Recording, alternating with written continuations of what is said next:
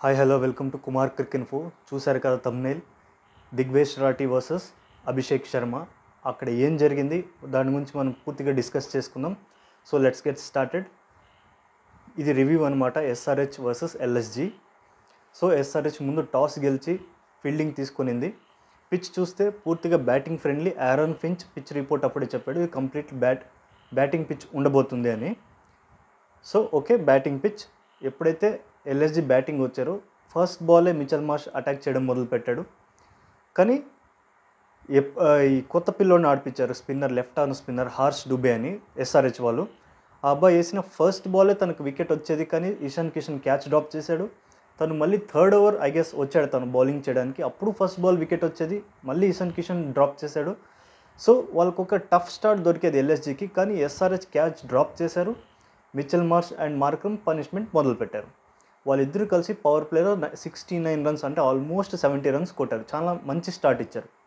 కానీ as usual worst show, flop show from Rishabh Pant continuous.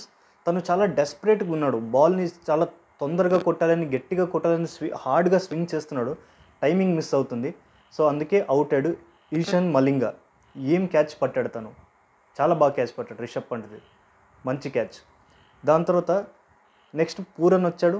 Pooran first 4 matches IPL స్టార్టింగ్లో చాలా బాగా ఆడాడు, తర్వాత వరస్ట్ ఫేజ్ నడిచింది. కానీ ఇప్పుడు పూరన్ ఈ మ్యాచ్ చాలా బాగా ఆడాడు.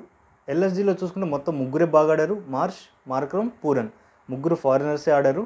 ఎప్పుడు బాగా కన్సిస్టెంట్గా సపోర్ట్ ఇచ్చే ఆయుష్ బదోని ఈ మ్యాచ్ ఫెయిల్ అయ్యాడు. అది కొంచెం వాళ్ళకి డిస్టర్బింగ్ ఉండొచ్చు. తను కూడా మంచి టచ్ ఇచ్చుంటే బాగుండేది, ఎల్ఎస్జీ గెలిచేది, బట్ ఓడిపోయింది. నేను చెప్పినట్టుగా ఈ ముగ్గురు మాత్రమే పర్ఫామ్ చేశారు వాళ్ళ దాంట్లో బ్యాటింగ్లో, ఇంకేది పర్ఫార్మెన్స్ సరిగ్గా లేదు. బాగా ఆడుతున్న మార్క్రమ్ని అవుట్ చేశాడు హర్షల్ పటేల్ తన స్లోవర్ డెలివరీతో, చాలా తెలివిగా బౌలింగ్ చేశాడు, 120 స్పీడ్తో వేశాడు, అవుట్ చేశాడు. అలాగే ఈశాన్ మలింగ బాగా బౌలింగ్ చేశాడు. ఇంకా చెప్పుకోదగ్గ బౌలింగ్ ఎవరిది లేదు పెద్దగా. కమిన్స్ వికెట్లెస్, బాగాలేదు bowling.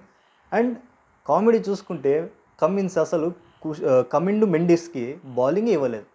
Kamindu Mendis left arm spin వేయగలడు, రైట్ ఆర్మ్ స్పిన్ కూడా వేయగలడు, తను రెండు వైపులా తిప్పగలడు.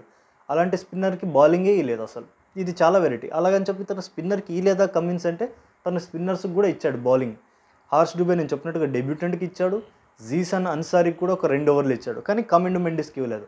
So Kamindu Mendis will be like ఎలాగంటే, ఓ కెప్టెను కమిన్స్ ఇక్కడ ఇక్కడ ఇక్కడ ఇక్కడ ఉన్నాను నేను, బౌలింగ్ పట్టించుకోలేదు, అసలు పట్టించుకోలేదు, బౌలింగే రాలేదు. సో అది జరిగింది. సో ఇలా 200+ స్కోర్ కొట్టారు ఎల్ఎస్జి, కానీ ఇంకా ఒక 20 రన్స్ షార్ట్ ఉన్నారు వాళ్ళు. అదే మిడిల్ ఆర్డర్ కనుక మంచిగా సపోర్ట్ చేస్తుంటే, ఆయుష్ బోధోని బాగా ఫినిష్ చేస్తుంటే, ఫినిషింగ్ రోల్లో కొంచెం డిస్టర్బ్ అయినారు వాళ్ళు. అయి ఉంటే కనుక చాలా బాగుండేది, లేదా పూర్ణ నిలబడున్నా బాగుండేది. అక్కడ వాళ్ళకి ఇబ్బంది అయిపోయింది. ఓకే, ఎప్పుడైతే ఎల్ఎస్జి వాళ్ళు అయిపోయి ఇన్నింగ్స్ నెక్స్ట్ ఫీల్డింగ్కి వచ్చారో, శార్దుల్ ఠాకూర్ని ఇంపాక్ట్ ప్లేయర్గా తెచ్చుకున్నారు. ఎస్ఆర్హెచ్ వచ్చేసి అథర్వ థైడే అనే ప్లేయర్ని ఓపెనర్గా తెచ్చుకున్నారు, కానీ తను ఏం పర్ఫామ్ చేయలేదు, తొందరగానే అవుట్ అయిపోయాడు.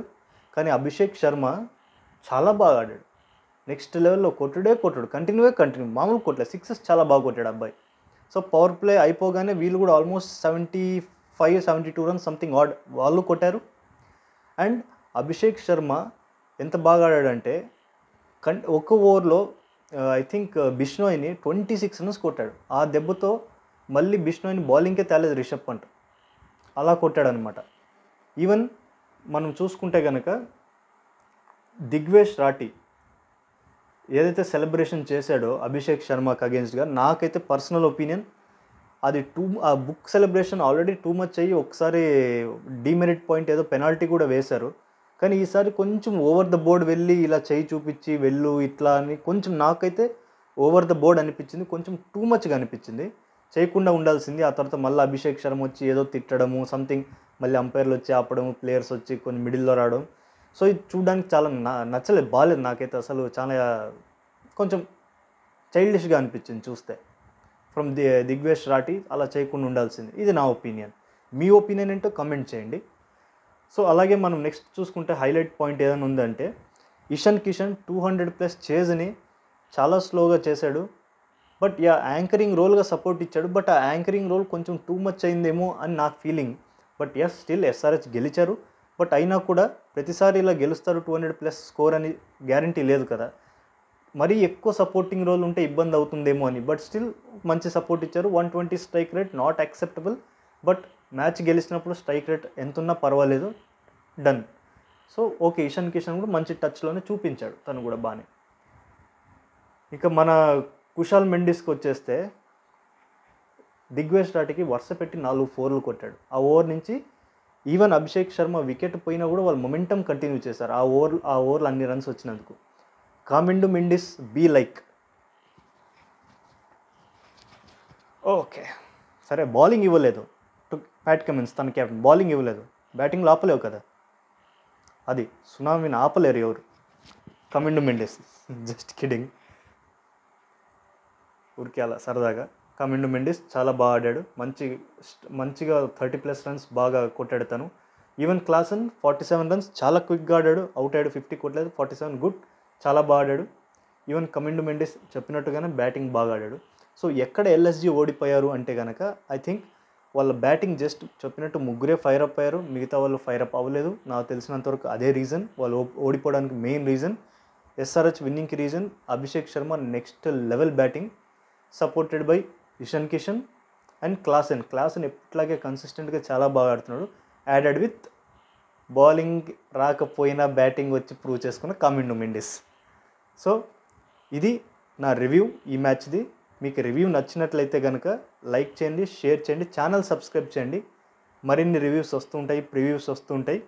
నా ఇన్స్టాగ్రామ్ లింక్ డిస్క్రిప్షన్లో లేదా బయోలో ఉంటుంది, ఫాలో చేయండి.